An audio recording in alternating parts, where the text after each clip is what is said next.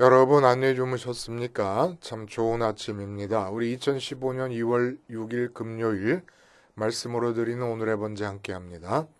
창세기 38장 12절부터 19절까지 말씀으로 같이 하겠습니다. 우리 한번 같이 읽어봅니다. 참 이 스토리가 정말 강력해요. 같이 읽어보겠습니다. 시작. 얼마 후에 유다의 아내 수아의 딸이 죽은지라 유다가 위로를 받은 후에 그의 친구 아둘람 사람 히라와 함께 딥나로 올라가서 자기의 양털 깎는 자에게 이르렀더니 어떤 사람이 다말에게 말하되 내 시아버지가 자기의 양털을 깎으려고 딥나에 올라왔다 한지라 그가 그 과부의 의복을 벗고 너울로 얼굴을 가리고 몸을 휩싸고 딥나 길 곁 에나임 문에 앉으니 이는 셀라가 장성하였음을 보았어도 자기를 그의 아내로 주지 않음으로 말미암음이라. 그가 얼굴을 가리었으므로 유다가 그를 보고 창녀로 여겨 길 곁으로 그에게 나아가 이르되 청하건대 나로 네게 들어가게 하라 하니 그의 며느리인 줄 알지 못하였음이라. 그가 이르되 당신이 무엇을 주고 내게 들어오려느냐. 유다가 이르되 내가 내 떼에서 염소 새끼를 주리라. 그가 이르되 당신이 그것을 줄 때까지 담보물을 주겠느냐. 유다가 이르되 무슨 담보물을 네게 주랴. 그가 이르되 당신의 도장과 그 끈과 당신의 손에 있는 지팡이로 하라. 유다가 그것들을 그에게 주고 그에게로 들어갔더니 그가 유다로 말미암아 임신하였더라. 그가 일어나 떠나가서 그 너울을 벗고 과부의 의복을 도로 입으니라. 오늘 우리가 함께 읽은 말씀 중심으로 다말의 변신도 역시 무죄인가 라는 제목의 하나님 말씀 증거합니다. 다말의 변신도 역시 무죄인가? 왜 역시라고 하는 말을 썼는지 여러분 아실 거예요. 우리 자주 듣는 얘기 아닙니까? 여자의 변신은 무죄다. 이 말이 어디서 나온 줄 아십니까, 여러분? 김미숙 씨 아시죠? 탤런트. 1991년에 아주 시리즈로 르누와르라는 재화 광고 모델로 나와서 CF를 찍습니다. 근데 그 여러 종류의 이 구두 시리즈 광고 중에 광고 카피가 하나 나오는데 뭐라 그러냐면 변신을 꿈꾸는 여자는 아름답다. 여자의 변신은 무죄, 날마다 새롭게. 그러니까 샹송 같은 CM송의 분위기가 쫙 깔려 있는 가운데 변신을 꿈꾸는 여자는 아름답다. 여자의 변신은 무죄, 날마다 새롭게. 이런 광고 카피가 나옵니다. 그게 지금 25년 가까이 됐는데 아직까지도 거기서 나온 그 여자의 변신은 무죄라고 하는 말이 인구에 회자되고 있습니다. 이 여자의 변신이 무죄라는 얘기가 뭐예요, 여러분? 김미숙 씨가 보통 때 이 TV 화면을 통해서 보여지는 그 이미지는 순박하고 순수하고 청순한 풋풋한 그런 이미지입니다. 근데 그 광고에서는 아주 화장을 진하게 하고 관능미 넘치는 도회지 여자로 나옵니다. 근데 그렇게 풋풋했던 그 모습에서 판무파탈의 모습으로 변신을 했는데 하나도 어색하지가 않고 잘 어울리고 그리고 매력적으로 보인다. 아주 자연스럽게 그 변신을 잘 받아들여서 그때 한 말이 바로 무죄라는 얘기입니다. 만약 그게 어색했고 거북살스럽고 이랬다 그러면 여자의 변신은 유죄가 됐겠지요. 자, 그러면 오늘 본문에 우리가 읽은 대로 다말이 창녀로 변신을 합니다. 이 다말의 변신은 무죄입니까? 유죄입니까? 여자의 변신은 무죄예요. 근데 다말의 변신, 다말도 여자인데 다말의 변신은 무죄입니까? 유죄입니까? 시아버지 유다를 유혹해서 임신을 했습니다. 창녀로 변신해서 한 일이 뭐냐면 시아버지 유다를 유혹해갖고 임신을 합니다. 당연히 유죄 정도가 아니라 이건 완전히 폐륜이죠, 폐륜. 그런데 예수님의 족보에 다말이 올라옵니다. 이와 관련해서 정말 궁금한 것이 있어요. 뭐가 궁금하냐 하면 분명히 유다가 정식 아내가 있습니다. 이름도 밝혀지지 않은 수아라는 사람의 딸, 그러니까 수아는 장인 같아요. 장인. 그 수아라는 사람의 딸이 이 유다의 정식 아내입니다. 그리고 그 아내가 세 아들을 낳는데 첫째와 둘째가 죽고 마지막 셀라라고 하는 셋째 막내가 아직 살아 있습니다. 그러니까 유다의 정실 부인이 난 셋째 아들 셀라가 살아 있으니까 셀라가 다말과 결혼을 하지 못하더라도 누구와 결혼을 하든지 간에 하여간 그 아들로부터 예수님 족보가 이어져 내려가면 되지 않습니까? 근데 유다 족보가 예수님의 족보가 되는데, 예수님이 탄생하는 족보가 되는데, 왜 이렇게 며느리가 시아버지를 창녀로 변신해가지고 꼬드겨서 잠자리를 끌어들여가지고 낳은 아들, 또 시아버지 유다 편에서 보자면은, 아니 그래도 선민 아니에요? 곧 죽어도 선민인데, 선민이 물론 정실부인 수아의 딸이 죽은 뒤입니다마는, 그리고 양털 깎을 시기에는 이 주인들이 축제 기간이라서 술도 좀 들었습니다. 그런데 어쨌든 술을 좀 취했거나 어쨌거나 선민이 창녀를 찾아가서 창녀로 변신한 며느리와 잠자를 해서 낳은 아들 베레스, 쌍둥이 낳았잖아요. 베레스와 세라. 정실부인에게서 난 살아남은 셋째 아들은 셀라고, 이 며느리와 잠자를 같이 해서 난 쌍둥이 아들 중에 베레스가 있고 세라가 있는데, 이 베레스가 예수님의 족보 안으로 들어온다는 거예요.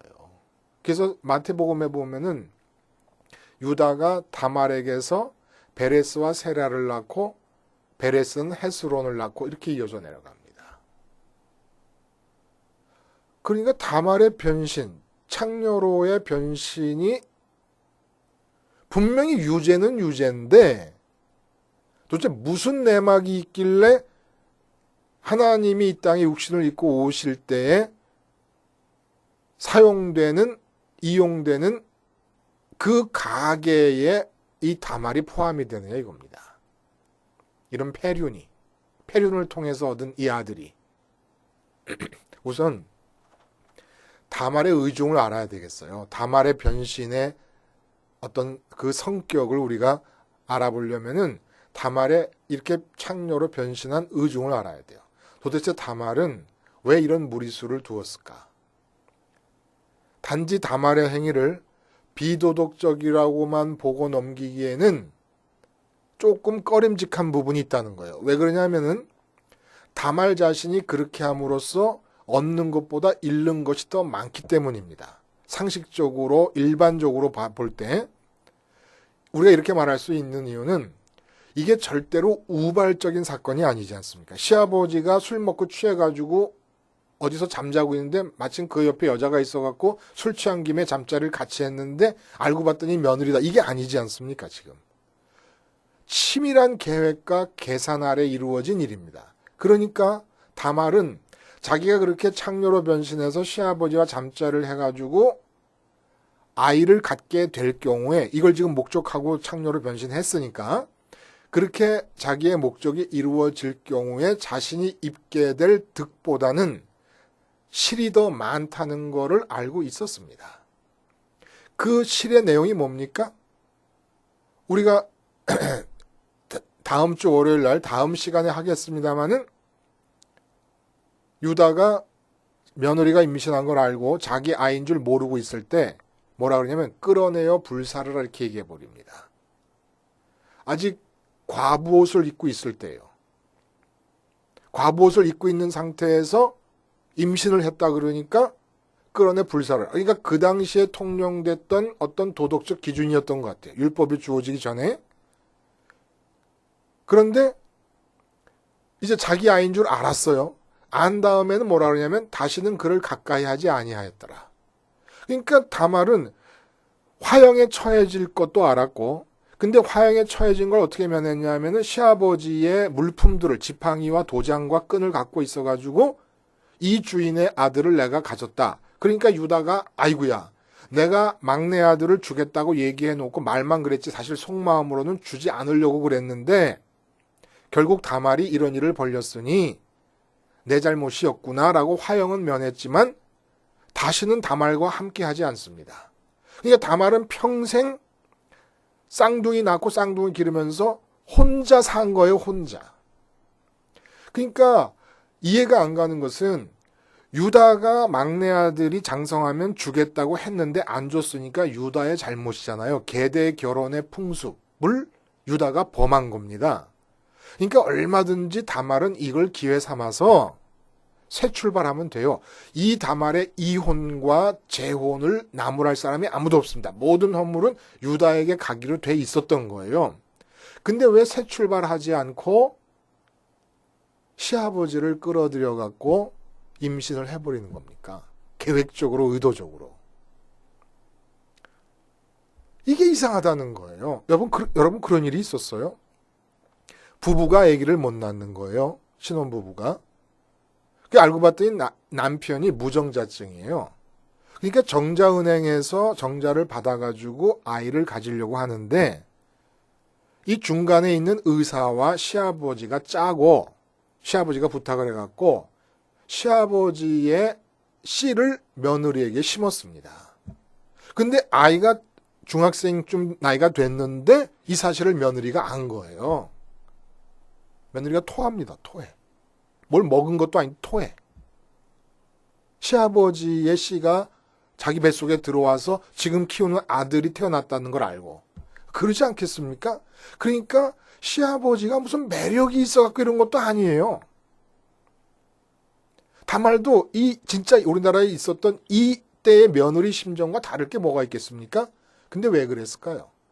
다말이 이러한 일을 자행한 이유는 딱 한 가지입니다. 아브람 선민의 집안에 머물러 있겠다는 거였어요. 그 집안 울타리에 남아 있겠다는 거였습니다. 자, 보세요. 창세기 17장에 아브라함이 99세 때 여호와께서 나타나셔가지고 나는 전능한 하나님이라 너는 내 앞에서 행하여 완전하라 이렇게 얘기하셨습니다. 그리고 그 다음에 한 것이 뭐냐면 할례 언약을 체결해 주시면서 너희 집안에 있는 남자는 이방인 중에서 돈으로 사서 거하는 남자일지라도 노예나 노나 누구든지 간에 할례를 행하라. 할례를 행하지 않을 경우에는 이 집안에서 떨쳐지리라. 끊어지리다. 이렇게 얘기를 하셨습니다. 그래서 이방인들이라도 아브라함의 집안에 들어와서 살 수가 있게 된 거예요. 그러면 이방인 여자는 어떻게 아브라함 집안 사람이 됩니까? 다를 수가 없어요. 아브라함의 씨를 갖는 수밖에 없습니다. 그러니까 이 다말이 창녀로 변신해서 시아버지의 씨를 받았던 이유는 상식적인 이해득실을 따져갖고는 도저히 이건 미친 짓입니다. 자기가 손해보는 것밖에 없어요. 그러니까 단 한 가지 이유가 있다 그러면 아브라함의 집안에 머물기 위해서 그런 거예요. 남자라면 할례를 받으면 되겠지만 여자는 그럴 수가 없으니까 방법은 한 가지밖에 없는데 아브라함 자손에 속한 사람들의 씨를 받는 수밖에 없는 거죠. 근데 셋째 아들을 줄 생각을 안 합니다. 그걸 알았어요. 그 유다의 마음을. 그러니까 창녀로 변신해서 시아버지의 씨를 받은 겁니다. 이거는 죽기를 각오한 사투를 벌인 거예요. 그러니까 이 다말의 생각에는 내가 아브라함 집안 사람이 되지 못할 바에는 차라리 죽는 게 낫다고 생각을 한 겁니다. 화형이라고 하는 것이 유다가 만들어낸 독특한 창의적인 형벌에 관한 생각이었겠습니까? 그 당시 통용되는 거. 과부의 옷을 입고 있는 자가 임신을 했다. 화형에 처하는 것은 그 당시 통용되는 일이에요. 뭐 돌에 맞아 죽든지 하여간. 그 알고 사투를 벌인 거야. 차라리 그렇게 죽는 게 낫지. 이 아브라함 사람 집에 머물지 못하고 아브라함 사람 이 집안 사람이 되지 못할 바에는 그냥 죽는 게 낫다고 생각을 한 거예요. 그러면 도대체 왜 이렇게 아브라함 집안 사람이 되려고 했을까요, 도대체? 그 창세기 17장에 보면은 할례를 통해서 아브라함 집안 사람의 경계를 딱 그어 놓잖아요. 그때 뭐라고 하시냐면 나는 전능한 하나님이라 내 앞에서 행하여 완전하라 이렇게 얘기합니다. 내 앞에서 여호와의 목전에서 행하라는 거예요. 그게 바로 여호와의 목전이라는 말이 오늘 38장 우리 어제 살펴본 그 본문에서도 나와요. 여호와의 목전에 유다의 첫째 아들 엘이 악함으로 죽었고 둘째 아들 오난이 또한 여호와의 목전에서 악함으로 죽었습니다. 근데 다말이 원하는 게 지금 뭐냐면 사투를 걸면서 창녀로 변신해가지고 시아버지의 씨를 받아 임신하려고 하는 이유가 뭐냐면은 바로 이 여호와의 목전에 있기 위해서라는 얘기예요. 참 이상한 여자 아닙니까? 왜 이상하냐면 여호와의 목전에서 악을 행해가지고 자기 남편이 죽었고 자기 시동생이 죽었습니다. 근데 그걸 보면서 자기는 여호와의 목전에 있기 위해서 죽기를 각오하고 창녀로 변신해서 시아버지의 씨를 받아서 임신을 하는 거예요. 여호와의 목전에 왜 그렇게 있고 싶어 할까요? 이 여자가 굉장한 여자입니다, 여러분. 그러니까 족보에 올라가는 거예요. 그러니까 여호와의 목전이 보세요.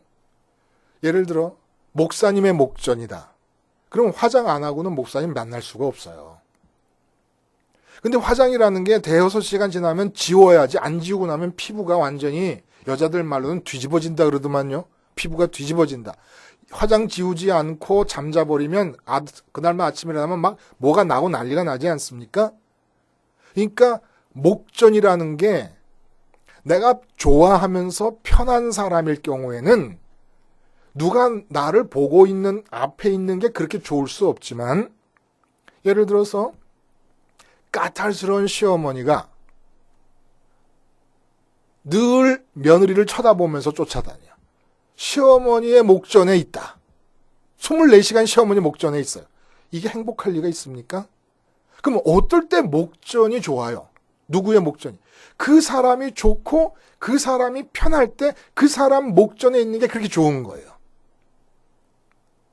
이 여자가 다말이란 이 여자가 이상한 여자인 것은 이방인 아닙니까? 근데 여호와의 목전에 있기 위해서 목숨을 겁니다. 그 당시 전 세계 지구 표면에서 하나님이 살아계신 분으로서 인격적으로 당신을 드러내시고 관계하는 집안이라고는 아브라함 집안밖에 없는 거예요. 그러니까 이 아브라함, 이삭, 야곱으로 이어지는 이 집안을 벗어나면 하나님이 인격적으로 자기 자신을 계시하시고 드러내시면서 내 앞에서 행하라고 말씀하시는 그런 가족이 존재할 수가 없습니다. 근데 그 얘기를 시집 와서 들은 겁니다. 아브라함 얘기를 듣고 이삭 얘기를 듣고 야곱 얘기를 들은 겁니다. 그러면서 이 이방 여자가 여호와의 목전에 있기 위해 목숨을 거는 겁니다. 그 집안의 씨를 잉태해서 그 집안에 있기 위해 목숨을 걸어요. 왜 그래요? 하나님이 좋아진 거예요. 하나님 앞에 있을 때 가장 편한 것을 느낀 겁니다. 다른 곳에서의 행복을 원치 않게끔 돼버린 거예요. 목전 앞에 있는 게 그렇게 좋은 이유는 내가 사랑하고 같이 있으면 좋은 사람이 나를 쳐다보고 있을 때 좋은 거 아닙니까? 아니 목사님이 날 쳐다보고 있고 사장님이 날 쳐다보고 있고 까탈스러운 시어머니가 날 쳐다보고 있고 그런 목전이 좋을 리가 없지요. 그러나 사랑하는 애인이 날 쳐다보고 있고 그냥 나를 쳐다보고 있다는 그 사실만으로도 그냥 나는 황홀해지는 거예요. 그렇지 않습니까? 여러분, 이 다말의 변신이 유죄입니까? 무죄입니까? 아브라함이 이삭을 바쳐요. 하나님 뭐라고 하시냐면 네가 독자까지라도 아까워하지 아니함으로 이제 나를 경외하는 줄 알았다. 이 아브라함도 똑같은 거였어요. 자기 인생의 전체 의미를 담고 있는 이삭을 제단 위에 올려놓고 바친 이유가 뭡니까? 하나님의 목전 앞에 있기 위해서. 너는 내 앞에서 행하여 완전하라. 하나님을 갖기 위해서. 이삭을 버린 거예요. 가장 소중하니까. 근데 그 행동이 얼마나 비윤리적입니까? 아들을 죽이려고 그랬는데 마음에서는 죽인 거예요. 마치 야곱이 실제로 요셉은 죽지 않았지만 피 묻은 채색 옷을 보고 마음에서는 죽은 것으로 믿은 것처럼 아브라함이 이삭을 바칠 때는 이미 마음에서는 죽인 겁니다. 실제로 죽이진 않았지만은. 왜? 여호와의 목전에서 사는 게 그렇게 편하고 좋으니까. 그 여호와 하나님이 들어올 자리를 마련하기 위해서 마음에서 이삭을 죽여버린 겁니다. 그 이삭을 죽이려고 했다는 그 행동 자체가 얼마나 비윤리적입니까? 다말도 마찬가지예요. 얼마나 비윤리적입니까? 그러나 성경이 말하려고 하는 것은 비윤리적인 행동을 해도 괜찮다는 말을 하는 것이 아니라 그 비윤리적인 행동을 하게 된 다말의 마음의 동기가 무엇이냐. 그렇다고 앞으로 이런 비윤리적인 행동을 해서 똑같이 여호와의 목전에 있기를 원하라는 얘기를 하자는 것도 또 아닙니다. 지금 말해주는 거는 여호와의 목전에 있기 위해서는 누구나 다 목숨을 건 사투를 해야 된다는 얘기입니다.